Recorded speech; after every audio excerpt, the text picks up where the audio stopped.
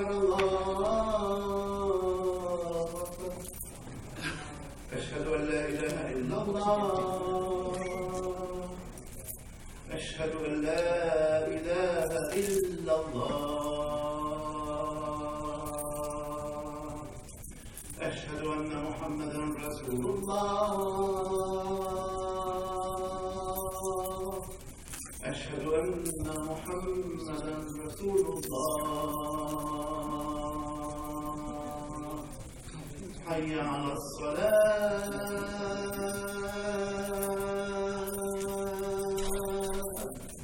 حي على الصلاة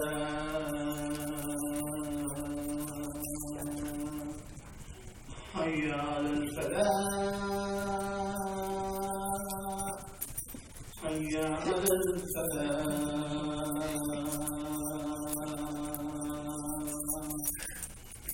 الله أكبر الله أكبر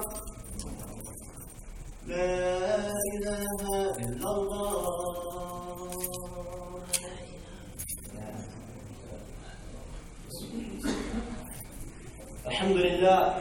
الحمد لله نحمده ونستعينه ونستغفره ونعوذ بالله من شرور أنفسنا ومن سيئات أعمالنا من يهده الله فلا مضل له ومن يضلله فلا هادي له ونشهد أن لا إله إلا الله وأشهد أن محمدا عبد الله ورسوله فقال تعالى في الكتاب الكريم بعد أعوذ بالله من الشيطان الرجيم بسم الله الرحمن الرحيم يا أيها الذين آمنوا اتقوا الله وقولوا قولا سديدا يصلح لكم أعمالكم ويغفر لكم ذنوبكم ومن يطع الله ورسوله فقد فاز فوزا عظيما ثم ما بعد.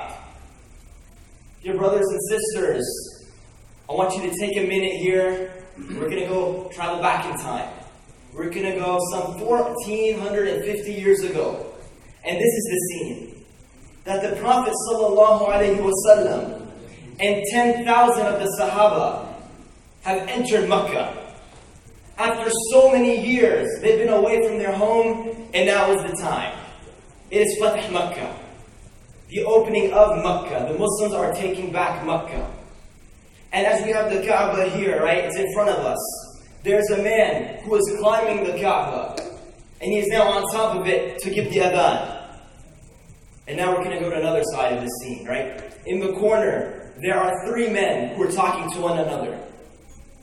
The first person is Abu Sufyan. This is before Islam. The second person is Atab ibn Asad. The third person is Hajj ibn Hisham. And so let's look at the conversation that they have. And so Atab said, looking at this scene, looking at this man on top of the Kaaba, he says, My father Asad, he is so lucky that he did not have to see this day. He is so lucky that he died before he had to witness what I'm seeing in front of me. They're insulting the man who was on top of the Kaaba. And then what does the next person say? Harith, he says, I've lived long enough. I have lived long enough. Could Muhammad sallallahu alaihi wasallam not have found a better person than this black crow to give this call, to give this adhan? And then the third of them, Abu Sufyan, he says, I'm not going to say anything negative. I'm afraid to say anything at all. For verily, I know he's not around us, but the sands and the stones under our feet will inform the Prophet ﷺ what we are talking about before Islam. He said this about the Prophet before he had embraced Islam, that the sands and the stones will take what we are saying to the Prophet ﷺ. And what happened? A few minutes passed by. Our Habibullah sallallahu alayhi wa sallam comes up to these three men. And he said, I know what you have said. And he tells them what they said. And this is so powerful to them that Harith and Atab, what did they say? La ilaha illallah Muhammad Rasulullah. They take their shahada right there. And as we know, Abu Sufyan, later on he also takes the shahada as well. But who is this individual that is on top of the Kaaba? Who is this man that when he goes up there to give the adhan, these three members of the Quraysh, they say that our fathers are lucky to be dead to not see this. And I've lived long enough, I never wanted to see this black crow, Bilal, on top of the Kaaba. Who is this man? I'm sure a lot of us know who he is. That when we give the adhan, when we think about the adhan, we think of Allah subhanahu wa ta'ala, the Prophet ﷺ, and who's the next person we think of? Instinctively. Right? He is the person that when they make adhan from Africa to China to Asia to Somalia, anywhere, they think of this person. We name our kids after him. We name this exact masjid after him. That is none other than Bilal ibn Rabah radiallahu anhu. And so today we're going to talk about some of the beautiful things we can extract from the story of Bilal radiallahu anhu. And this should be extremely close to our hearts for so many reasons, but simply for the fact that we come in this masjid and we bow our heads in prostration to Allah subhanahu wa ta'ala. And what is the name of this place where we do this? Masjid Bilal ibn Rabah. So it is fard on us to know about this person. Why do we name our masjid after him? Right? And so let's begin. We all know that Bilal radiallahu anhu was a slave, right? But his father was an Arab. He was not from Africa. And his father was Rabah. He was an Arab, but he's not from Abyssinia. And his mother, Hamama, she was actually a princess in Abyssinia. And they were both taken as slaves in the year of the elephant, Al-Fil. Alright? And so now look at the description. First we're going to look at Bilal radiallahu anhu physically. What did he look like? Al-Dhahabi, may Allah be pleased with him, said of Bilal radiallahu anhu that he was a very muscular man. He was very beautiful, very strong. So much so that he was described as being dark, muscular, and he had hazel eyes. Eyes that when you looked at them, they were so piercing that you didn't want to look anywhere else. And for this reason, he was born as a slave. And so, who did he go to? He fell into the hands of the elite of Makkah. Right? They all wanted him. He was strong. That's what they wanted in a slave. And so who does he fall into the hands of? None other than the notorious Umayyah ibn Khalaf. He was one of the staunchest opponents of the Prophet ﷺ. And so one day, while Bilal radiallahu anhu is working for Umayyah ibn Khalaf, he listens to a conversation, and he hears a conversation between Umayyah ibn Khalaf and one of his friends. And Umayyah and the others are talking about the Prophet ﷺ. They're saying bad things about the Prophet ﷺ. They're saying, look at this guy. Who does this guy think he is? He's one of us. And he's talking about praising one God. He's talking about only one God. What is this? And when Bilal radiallahu anhu hears this, right? He says, SubhanAllah, what an idea. One God. And what is talking to Bilal radiallahu anhu? It's his fitrah. What is our fitrah? Our fitrah, our inclination naturally is to believe in what? It's to believe in one God. And so that's what spoke to Bilal radiallahu anhu. When he heard what the Prophet ﷺ was spreading and what he was preaching, he said, I want to hear this message. Right? And so as we all know, Makkah was a small place, right? All the people of Makkah would interact with one another. And so as all the Sahaba, they did, Abu Bakr, what would he do? He was a da'i, right? They would call to Islam in the streets. And so one day after hearing Abu Bakr radiallahu anhu's call to Islam, his da'wah, Bilal radiallahu anhu heard this, and it filled his heart with iman. It filled his heart with iman so much so that he went with Abu Bakr and said, Ya Abu Bakr, take me to the Prophet ﷺ. He only knows this much of the religion. There's one God.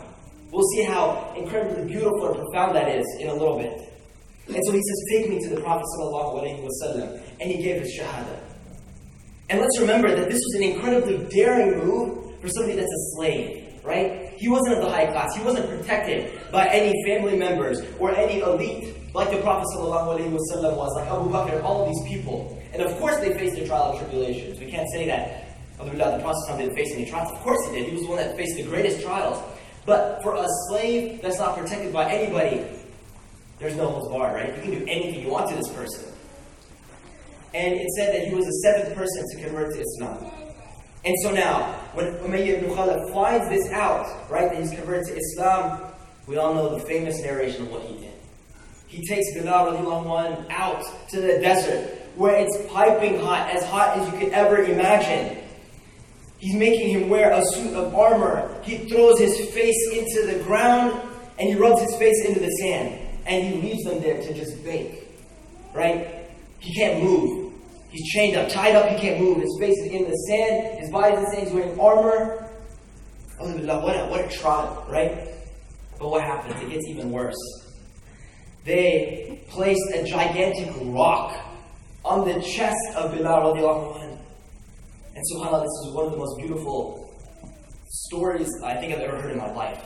That this man that knew this much about the religion, he's getting tortured so much, bleeding from every single angle that you can bleed. And now his face is up in the sun. He's wearing this. He's wearing nothing, right? No shirt, nothing. And they place this gigantic rock upon his chest. That with the pangs of him crying, what is he crying? And he's saying, Ahadun Ahad, Allah, Ahadun Ahad, one God, one God, right? Repeatedly, Ahadun Ahad, Ahadun Ahad. There's one God, there's one God. And what's beautiful is, Umar radiallahu anh, years later, he asked him, Ya Bilal, when you were in that sand, when you were being tortured like this, why Ahadun Ahad? Why didn't you say something else? He said, Ya Umar, Ya Amir al-Mu'mineen, this is when he was the Khalifa, right? He said, Ya Amir al-Mu'mineen, I knew nothing else of this religion. I knew nothing else of this religion except Ahadun Ahad. And look what that incredible iman did to him. That we, subhanAllah, we know so many surahs. We know so many ahadith. We know so many tafasir.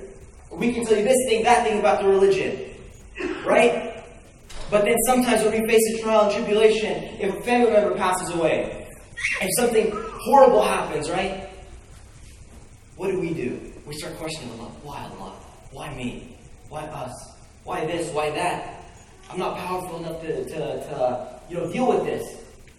And we have all this knowledge. We have all this iman, right? Alhamdulillah, we do have iman. That's what we're here today. And that's what we do ourselves. That's what we do, all of these things that we do. But for a man that knew nothing else except that there is one God, look at that iman. This is something that we should learn from, right? He never gave up. That's all they wanted him to do. What they used to say to him is that, they would put a stone in front of him, right? They would put idols in front of him. And Umayyah ibn Khalaf would say, all you need to do is kiss these idols and say you worship these idols, right? But he continued to refuse, and he said, Ahadun Ahad. I want to describe another way that they were torturing him. To really put this into our brains, what the significance of this Ahadun Ahad is. They would start his day, right? He would be sitting in the corner, no bed, nothing to sleep on. He would not have food or drink, right? They would deprive him, they starved him. And they took him out, put him in front of these idols, and they said, kiss the idol, worship the idol, all will be forgiven. You don't have to do anything. We'll take you out of here. You can go on about your day. But no. Steadfast in his iman. Throughout any trial, any tribulation, Ahadun Ahad. Brothers and sisters, nobody's going to drag us out in the streets. Nobody's going to put a big boulder on our chest. Right? Nobody's going to do this. So let us recognize the iman of Bilal radiallahu anh. And in the second part of the khutbah, inshaAllah, we will focus on different aspects of Bilal radiallahu anhu's life, the love he had for the Prophet sallallahu alaihi wasallam, his incredible iman, and some more things that we can learn. أقول قولي هذا وأستغفر الله لي ولكم فاستغفروه فإنه هو الغفور الرحيم.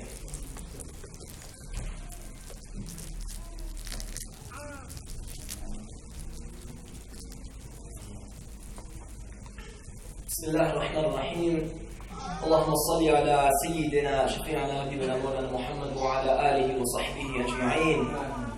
اللهم افتح لنا حكمتك وانشر علينا رحمتك يا ذا الجلال والإكرام. So going on, right? They're destroying this man physically, mentally. But what happens? One day, Abu Bakr radiallahu anh, he comes to Umayyah. He sees how much pressure and torture they're putting on Bilal radiallahu anhu. And he says, Ya Umayyah, how much do you want for this slave? How much do you want? What do you want? Right? And so Umayyah ibn Khalaf, he says, 10 dinars, right? 10 dinars is put into perspective, right? 10 dinars at that time was an exorbitant amount of money, right? That's like if you go into McDonald's and you want fries or something. It's regularly, I'm assuming, like $1 or something. That's as if somebody says, the fries today are $100. You'd be like, what? I'm not paying that, right? Just a normal example we have in our life. Just like that, Umayyah ibn Khalaf was like, 10 dinars, right? 10 dinars, you're going to pay the 10 dinars, right? And then shockingly, Abu Bakr, without a hesitation for a second, which then now shows his iman, he said, 10 dinars, take it. Yalla, go. Give me this man. Give me my brother. And what happens is, Umayyah ibn Khalaf and the other conspirators against the Muslim, they start laughing. Umayyah ibn Khalaf, to now rub it into Abu Bakr radiallahu anhu's face, he says, Ya Abu Bakr, if you had just argued with me a little bit, right? If you had, haggled with me, mashallah, Muslims are amazing at haggling. He said, if you just haggled with me a little bit, you could have brought the price down. And look at Abu Bakr radiallahu anhu's response. He said, Wallahi ya Umayyah, if you were to sell him for 100 dinars, I still would have purchased his freedom. Allahu Akbar. Look at that iman, right? The iman is so incredible that what does Allah subhanahu wa ta'ala do? He mentions this in the Quran. He defends Abu Bakr, because some of the people, they were saying, Abu Bakr is just trying to show off, right? He's trying to show that he's a nice man, that he has money. No. What does Allah subhanahu wa ta'ala say in Surah Al-Layl? He said that he only spent to please Allah, for the pleasure of Allah and nothing else. إِلَّا بِابْتِغَاءِ وَجْهِ رَبِّ الْعَالَمِينَ. Surah Al-Layl, right? Allah subhanahu wa ta'ala praises this act of Abu Bakr radiallahu anhu. And so now let's look, okay? Let's summarize what's happened so far. He's a slave, he's tortured. Now he's free. And subhanAllah, let's look how Allah subhanahu wa ta'ala elevated the rank of Bilal radiallahu anhu. He started as a slave, and now listen to this. This is how Umar radiallahu anhu, the strongest man of the Quraysh, the narration is that if there was a prophet to come after the Prophet sallallahu alaihi wasallam, it would have been who? Umar radiallahu anhu. Now listen to the statement of this man about Bilal radiallahu anhu. He used to say about Bilal, he is Sayyiduna who was freed by Sayyiduna. Listen to that, right? He is Sayyiduna who was freed by Sayyiduna. He is our master who was freed by our master. Right? Look at the elevation of rank. From slave to one of the most powerful people in Islamic history and of history of that time, called him his master. SubhanAllah. Look how the ranks were elevated. Because what? Because of Iman. Nothing else. Because why? If Bilal radiallahu anhu had not been Muslim, he would have been forgotten in 10 years. He would have passed away. Nobody would have thought of him ever again. But look at what Iman and religion and Islam can do to you in this world and the hereafter. That we still remember him today. Bilal radiallahu anhu. He is still being talked about today. In Lexington, Kentucky. 2015, his name is on this masjid. SubhanAllah, look at the elevation of rank. And so now, he's free, right? Let's go back to the scene. He's free, and he's bleeding from head to toe. And what does he say? If any of us were in that situation, would be like water, or food, or this, or that, I want to go home. What does he say? He said, Ya Abu Bakr, Ayna Rasulullah? Ayna Rasulullah sallallahu alayhi wa sallam? Take me to the Prophet sallallahu alayhi wa sallam. And he takes him there, and he sees the Prophet sallallahu alayhi wa sallam, and he embraces him. This is the love that he had for the Prophet sallallahu alayhi wa sallam. And this love was shown in so many ways. From Bilal radiallahu anhu to the Prophet sallallahu and vice versa. The Prophet sallallahu alayhi wa sallam loved Bilal radiallahu anhu so much. Bilal radiallahu anhu used to do different tasks for the Prophet sallallahu alayhi wa sallam. And sometimes when the Prophet sallallahu alayhi wa sallam wanted to be alone, who was the only person that he would say, stay with me a little bit? He'd tell Bilal, stay. So he would have one-on-one time. with the Prophet sallallahu alaihi wasallam.